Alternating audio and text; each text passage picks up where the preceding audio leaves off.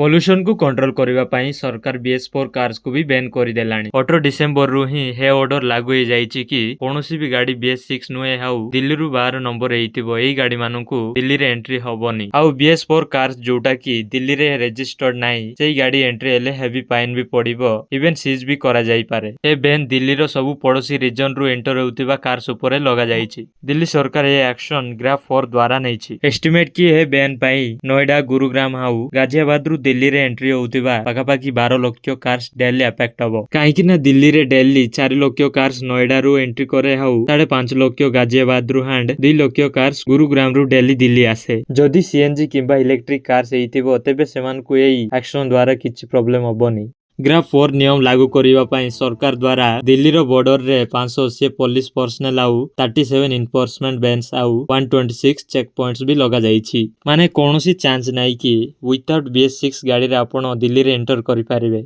जदि आपण को गाड़ी रो रजिस्ट्रेशन 2031 पर्यंत रहउना काहे कि जदि BS4 गाड़ी नै आपण दिल्ली रे एंट्री करबा को चेष्टा भी करिवे तो 20,000 रुपीस रो हेवी फाइन लागिबो। सरकार रो ए सेक्शन को नै कि आपणकर कोन मतामत निश्चिंत कमेंट रे जणाइबे।